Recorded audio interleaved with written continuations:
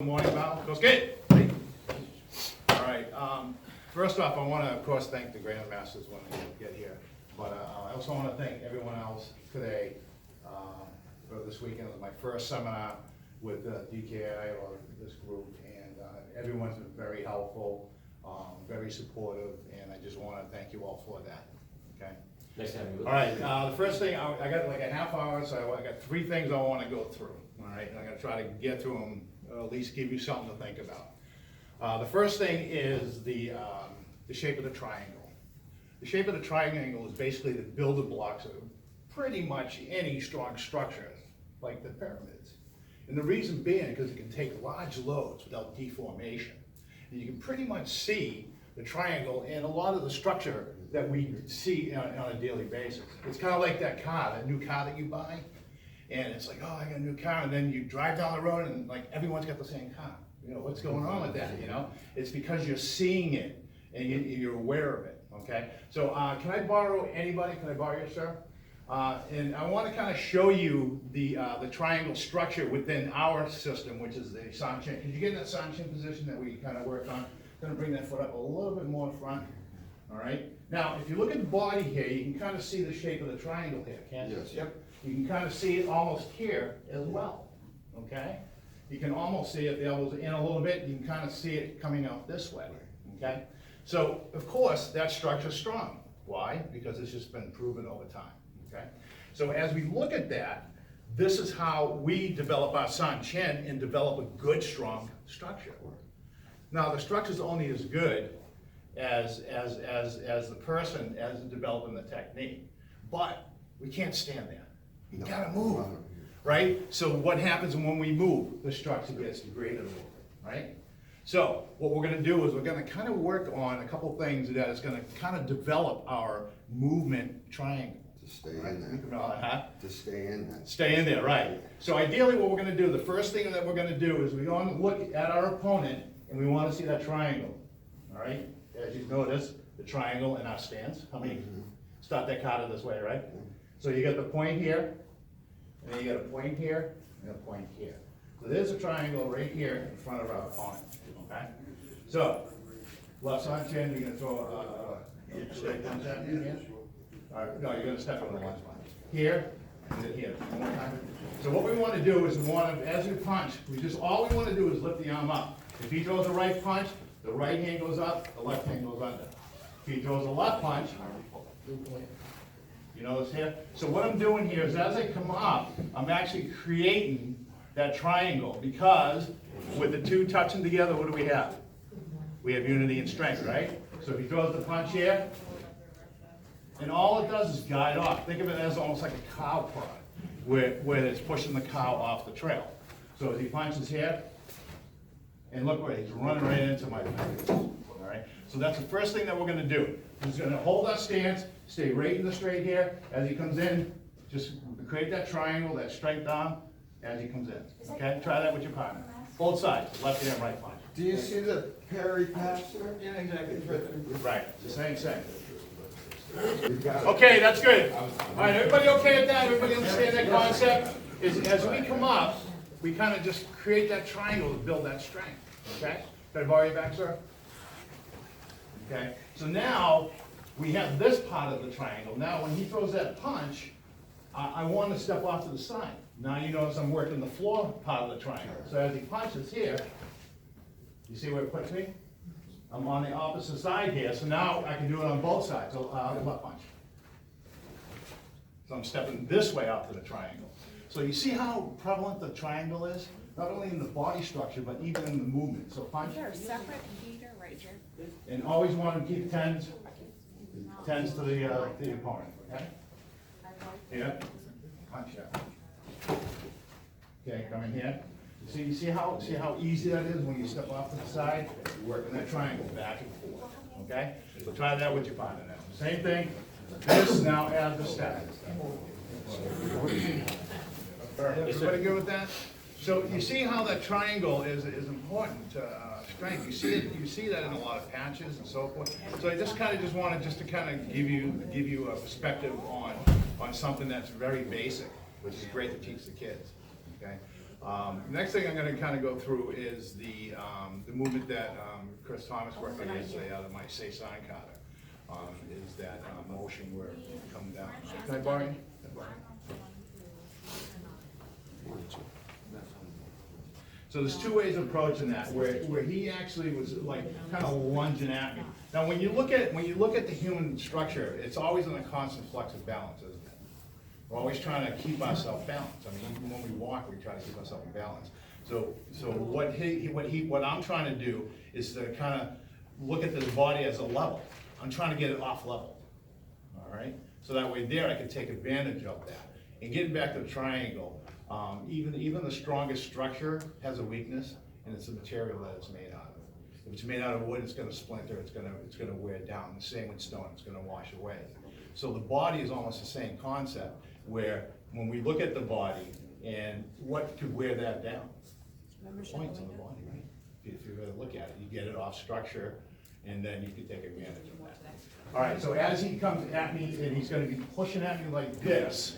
I want to pull him forward. Do you see what happens? He's off level now. He's off balance. So that gives me the advantage of taking advantage of that and just going after whatever I can.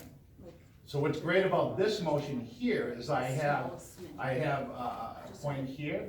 I have a cup cycle here. I can also stay on the same meridian, coming here, 23, 17. Okay. So there's a lot that I can play with.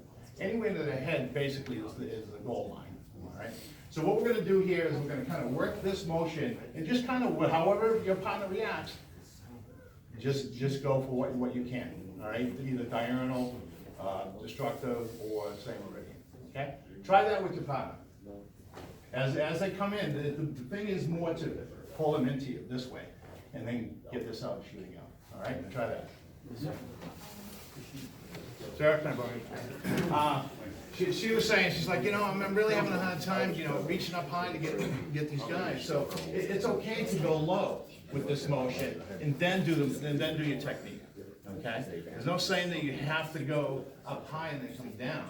You can always come here, get the guy forward, and then you can do your technique. You got the original.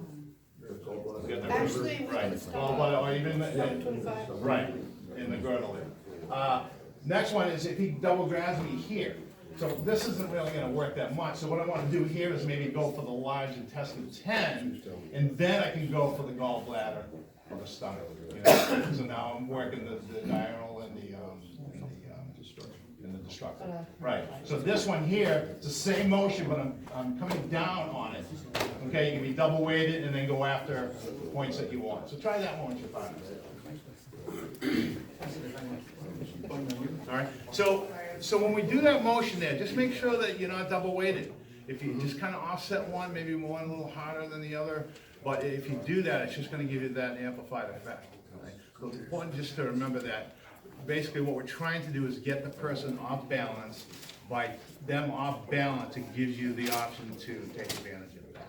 Right? And if like I said, if you're double weighted, it's not going to work as good as if you stagger, just do a boom, boom. Right. All right. So any questions so far? All right. The last thing that I want to do before I wrap up is I've been kind of developing a way for myself to kind of understand the cycles and the diurnal cycle and so forth, and I kind of come up with a mnemonic way of trying to remember the different cycles. And what I wanted to do is share that with you, take it for what it is. If you like it, use it. If not, just forget about it. All right. So ideally, what I did is I came up with this visual thing where I put my fingers together like this, and I kind of created what I call a fire. This is the fire element because it kind of looks like a fire, and all the fires are kind of touching each other. Okay. Then I did metal, which kind of, if you look at your hand, what do you see? The shape of a fork or an M. Got a little M going there. Or the metal, you're holding a metal bar, however you want to interpret it. Okay? And then here, wood. We're kind of touching the wood points here, or we could be holding a log, right? If you would. So I mean, there's many ways that you can interpret this. Okay? And then earth would be stomach, spleen, right? And bladder, kidney would be water. Okay? Chris Thomas told me that this is one of the postures for water in the Tai Chi. Yep. So, you know, so I said, oh, that's pretty convenient for me, you know? But it was just kind of like what I had come up with. So I got fire, metal, wood, earth, and water. So what cycle is that? Destruction, right? Right. Now we'll do the creation. So we do fire, earth, metal, water, and wood. Okay? In, out. Right. But it was just a good way for me to visualize the cycle and just try to memorize it. And it's probably great for kids, because they, you know, kids like to do visual things, you know? I mean, they can read the book and everything later, but at least this kind of just gives them a visual. Right. So, let's try it one more time. So we got fire, we'll do destructive. Fire, metal, wood, earth, and then water. Well, you guys are good at this. You probably know better than I do. All right, so the creation is fire, earth, metal, water, and wood. Okay? Now, does it matter which hand's on top? Yeah, it just kind of, yeah, it doesn't matter. I mean, there may be one better than the other, I just don't know what it is yet. Technically, if you're a man. Mine is more of, it's covering earth. It's just, you know, my hands are on the earth, and then my other hands are holding water. Okay? Now what we can do is we can actually take it to the diurnal cycle. All right? We can do the same thing with the diurnal cycle, where we start with metal, earth, fire, water, fire, and then wood. All right? So you see how we do that? Now we can also take it if we want to add the stances to that. So we can kind of make a little counter out of it if we like. So we stand here, we just kind of start in a neutral stance, right? And we go metal, earth, fire, water, fire, and wood. And we can end it with the neutral stance, okay? The wood stands to feet well. Right, the wood, and then end it with the neutral, which would be on, okay? All right. So that's something I've been kind of playing with.